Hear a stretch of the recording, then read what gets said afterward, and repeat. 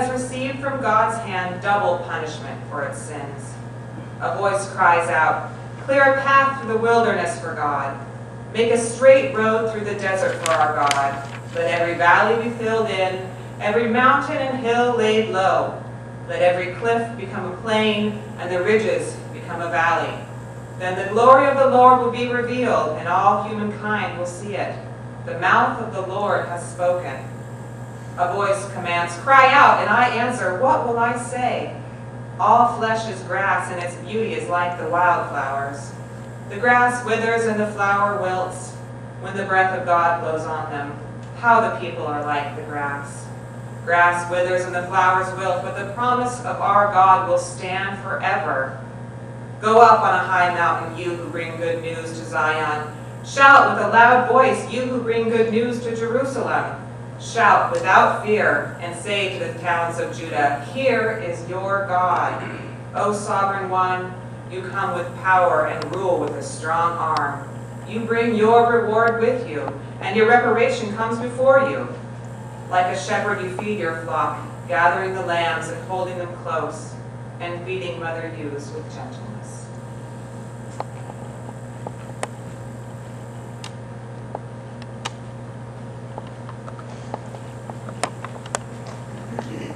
Thank you, Carrie.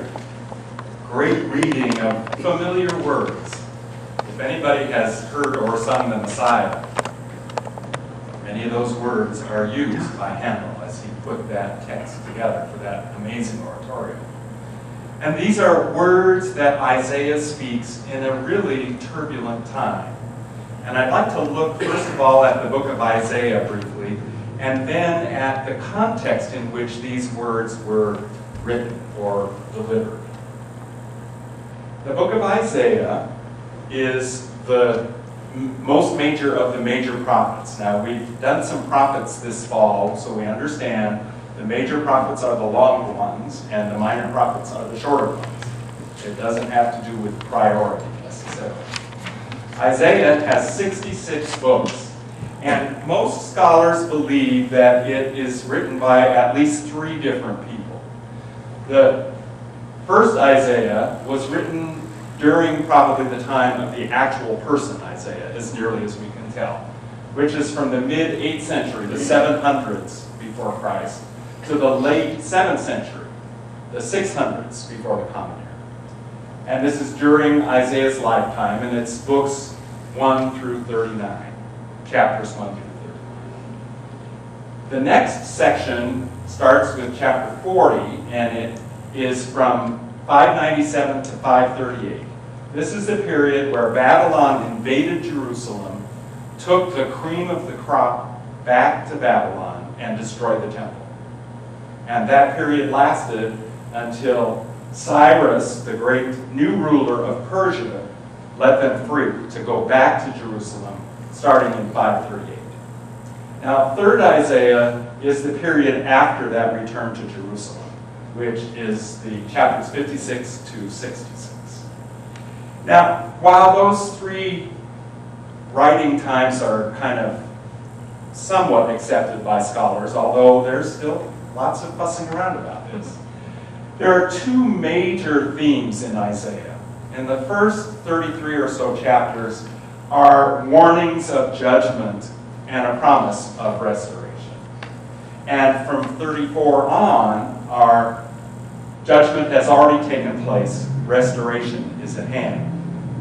Remember the line that says, Jerusalem has paid double for its sins? That's a way of saying the punishment has been delivered.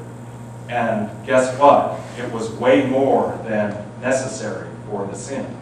So there's this sense of we've been punished enough in Isaiah, starting from 34, actually, where we are today, 40 is where that really becomes clear. So the passage for today begins with these words of comfort. Now, think about this. You lived in Jerusalem, you were an observant Jew, you may even have been a priest. The Babylonians came and took you away back to Babylon, destroyed your temple, where you thought God lived. That was the understanding, that God resided in the temple. It's now destroyed. So your whole understanding of God is called into question. So of course Isaiah is going to say to these people who are struggling, I bring comfort. God brings comfort to you. God hasn't forgotten you in this place. So the writers of 2nd Isaiah are largely concentrating on this word of comfort. It's also interesting, later on in the text today, there's this vision of God with a strong arm and all-powerful, and immediately we get who cradles lambs in God's arms. These two almost diametrically opposed understandings of God as strong and nurturing. These are great words for us as we live in difficult times. And as we go through this season of darkness leading up to Christmas, and actually leading to the solstice, where the darkness kind of flips around and the days start getting longer again, and the nights shorter. I chose the theme music of the night not because of the Phantom of the Opera song, because in our discussion of darkness today, I wanted to focus on what we can learn, what feeds us in the dark. And these words are so true. These are the words from Andrew Lloyd Webber's music, the music of the night. Nighttime sharpens, heightens each sensation. Darkness stirs and wakes imagination. Silently, the senses abandon their defenses. So what he's saying is, when we move into the dark, we can let go of a lot of the things that hold us back, that limit us, and that our senses have been awakened and their defenses are down. So just like we did with the kids, when you shut down one sense, other senses are heightened, and you are able to understand a lot more. This time of darkness is one that says, in fact, it almost screams, slow down. Take a breath. And anybody who's been around me this morning, that's been very difficult for me. There are several things going on in the church today, and I've been kind of trying to play those out. And I need to slow down. We all need to take a breath and see what is in this darkness we're moving through. This quote is in the little Advent cards that there are a few left. You didn't get one last week, you can pick it up as packets of Advent cards. The point about hope is that it is something that occurs in very dark moments. It's often the most important things we learn when we're in the dark, whether it's physically dark or it's a difficult time in our lives. Those are the times that God shows up for us, and that the hope is so visible, probably by contrast. So I think John Berger has it right, that it's in those darkest moments that we can begin to feel the hope that gets us through them, and not avoiding it. I think most of us would rather just skip all that, right? Let's move on. But an old saying that sticks with me a lot, the best way out is through. That you can't skip those difficult times. You have to do your work, and you have to trust God to be with you through that time.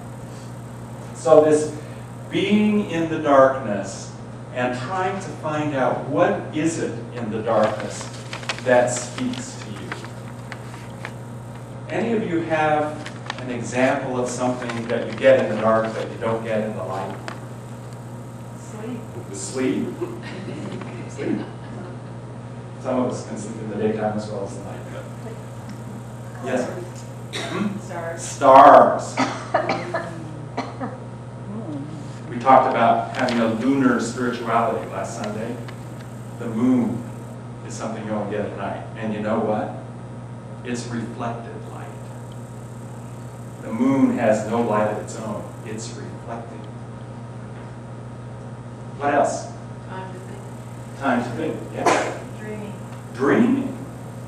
I too can do that in the daytime. Dreaming, yes. Dreaming. Developing pictures the old way. Developing pictures the old way. What a great idea. A dark room. It might be a good idea for us to have a dark room in our house where we can go and just sit.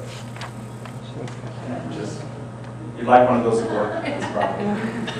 Well, yes. Well, I was just going to say, just because I have little kids, fear. Fear. Darkness. Fear. Yeah. Fear. And hopefully we can, in our journey through darkness in Advent, face that fear. Not ignore it, Right. but face it and name it. Because when you name fear, it takes power away from it. So this week, as you think about our journey through darkness, especially pay attention to those things that feed you in the dark. What is it in the dark that can be positive for you? One of my, I know I have lots of favorite pieces of music, but one of them is a piece by Ralph Vaughan Williams, the English composer. And he set words by Shakespeare, and it's called Serenade to Music. I wanted to play it for you today, but that just didn't work out. But I want to read you these words from Shakespeare, which actually come from The Merchant of Venice, which evoke this sense that night isn't necessarily bad, and that there are so many things that come to us in the darkness. How sweet the moonlight sleeps upon this bank. Here will we sit and let the sounds of music creep in our ears. Soft stillness and the night become the touches of sweet harmony. Music, hark! It is your music of the house. Methinks it sounds much sweeter than by day. Silence bestows that virtue on it. How many things by seasoned are to their right praise and true perfection. Soft stillness and the night become the touches of sweet